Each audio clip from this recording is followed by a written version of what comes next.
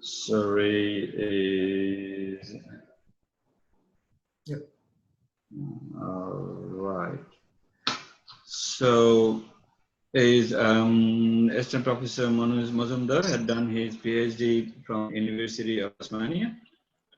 He had done his master's in agricultural economics from Bangladesh, and BSc in agricultural economics also from Bangladesh. Welcome, our Assistant Professor Manoj Mazumdar. Thank you very much. How can I share my slide? Okay. Yeah. You can open your, yeah, now you can, yeah. Okay, thank you very much, Dr. Kamal and Dr. Kuntal for his great presentation. It is very helpful. And if I get this kind of suggestions before I getting the PhD, it will be tremendous. Nobody helped me before when I was just starting my PhD around 2015. That's why, again, thanks to the Dr. Kuntal. Today, I just share my own experience, research experience that I did in Australia. Is it okay? Just I want to share my experience that I experienced in Australia and also in Bangladesh. So the main difference, I just discuss with the difference of research, doing research in Australia and Bangladesh. And just first one is lack of basic facilities. First of all, the very first day when I joined in the UTAS, they provide me like all the basic supports like computers, all licensed softwares, journal access, all the IT supports, and also a very rich library. But in case of Bangladesh or most of the developing countries, these basic facilities are lacking. They don't provide any kind of licensed softwares, journal access, very limited journal access. No IT support. Someone can mute their background information or something, some sound.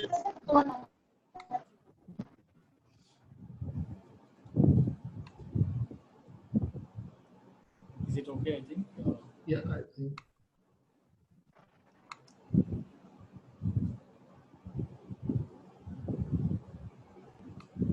Okay, yeah, please continue. Yeah. Just I'm telling that in our country, we have very limited access to the licensed softwares, licensed journal, like good journals or any kind of IT supports. So this is the basic difference in Australia and, if I can say, in Bangladesh. And second, I can say it is the lack of practical knowledge. Basically, when I started my PhD in UTAS, I had very little knowledge about the advanced econometric model that I used later on my PhD thesis. And I suffered a lot to these lackings because to learn this, I did use time. It is because in PhD, you have some time frame. You have to finish within the time frame. So if you have no like software knowledge or econometric knowledge in advanced level, so you may suffer in your PhD life. So because in Bangladesh, usually in the undergrad syllabus, we emphasize on the theoretical discussion more. But in Australia, I found they discuss mainly based on their practical problems and other, and the students are able to solve these problems in the classroom. That's why in our country, students, or maybe Bangladeshi, or I think this may be the same with the other developing countries, we have little knowledge about the practical problem solving experiences that may create a problem during the PhD study. Because Dr. Kuntal already mentioned that in the research or PhD, we usually find out the problems and try to solve what is the problems, what is the economic problems or other field. So that's the another point I can mention here. And third thing, maybe the conference attendance opportunity. We have no money for the like conference attendance or other things. But in Australia, I get this fund for attending in the conference. Basically, I think attending in the conference is a very good thing because you can find the experts around the world in your field in a conference. So it is a great opportunity to join in the conference and present your paper for the fine tuning and other things. Next important issue is industrial collaboration. In our country, like in Bangladesh, it is very limited. Industrial collaboration means like the collaboration with the industry and the university. That helps for the basic fund for the basic research. And I think this industrial collaboration helps to find the job opportunities after the graduation. And some of my friends who did PhD with me already get job in different industries in Australia. But yeah, it is difficult for Bangladesh. And also the multicultural environment. In Australia, it is a multicultural country. And I can remember I met around 38 countries people. So it is a huge experience for me. And also nowadays even we can share our skills and other things with them. So in our countries, it is a very limited. We have no foreign students or very few foreign students. But the good thing is in Bangladesh, I'm doing some research now and I have some good colleagues who are excellent in research. The main advantage of this is the homogeneity in language and the culture. That is very crucial for the social science research. Because, you know, in the social science, we basically deal with the people. We collect primary data from the people.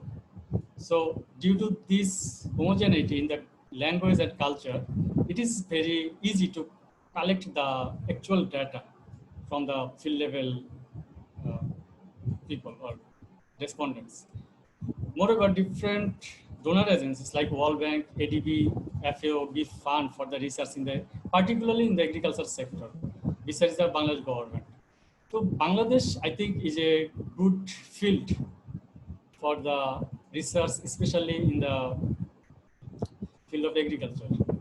And yeah, the scientists in agricultural science are doing tremendous in Bangladesh.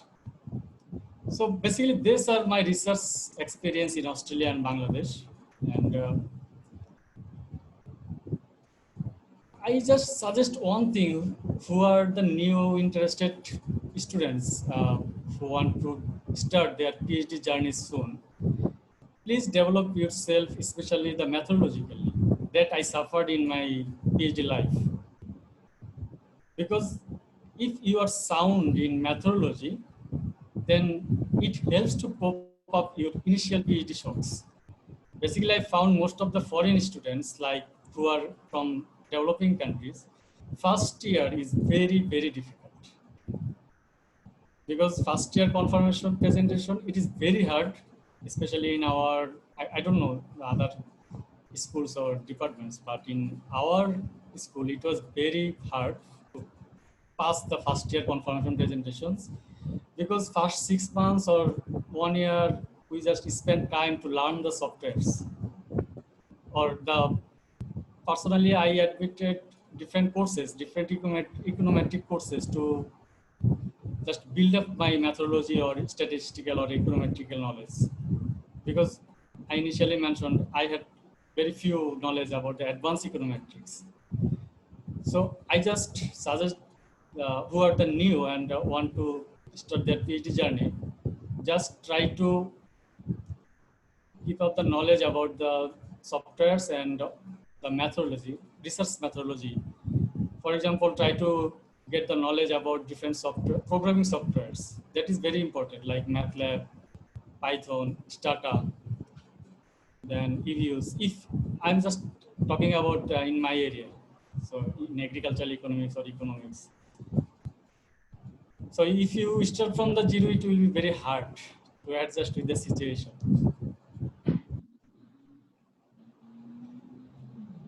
And I think we have some opportunities. The SCS DRI has a great opportunity to promote or start research in Bangladesh if we want, especially in the agriculture sector, because Bangladesh is doing good in achieving the SDG goals by the 2030, and agriculture sector is directly related to the SDGs, especially the second SDG goal, zero hunger.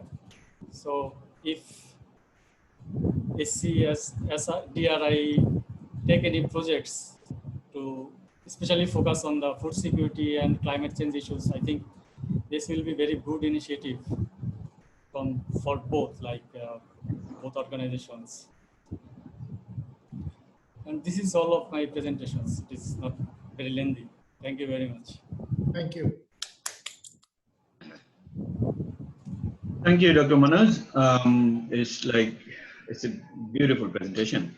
Fantastic. I think this will be, very helpful for a new, researcher. I just add one thing, if you allow me. Mm-hmm. Yeah, go. Some of my colleagues and my students also, they complain that they send mail to the supervisors for PhD research, but the supervisors usually don't reply. Then I just suggested them, if supervisors not reply, then mail to the GRC, Graduate Research Office. Okay. It is very helpful. It is very helpful. I found it is, even in my case. In my case also, my GRC just forward my applications and research interest to the supervisor. And also my GRC suggested me that you should contact with that person. Then I mailed that person, that my supervisor, and he replied me.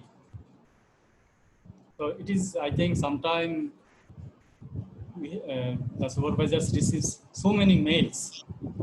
This is the main reason, yeah. This is the main reason. Yes. Maybe some days it is like 50 or 100 mails. So it is very usual to not reply.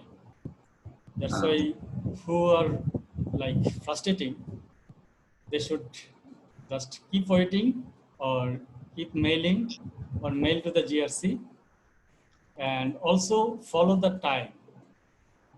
That means in Australia, like the time difference in Bangladesh and Australia is 4 hours in the winter and 5 hours in the summer. So if I mail to the supervisor or any professor in Bangladeshi time, I think it goes to the you receive or in the evening.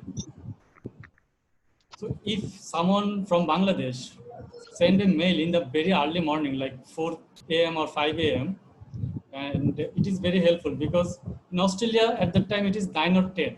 It is office time. And this professor just open his mail and see someone is mail him. And he may just have a look and reply it. So it may be very helpful who can try. Yeah, that's all. Thank you.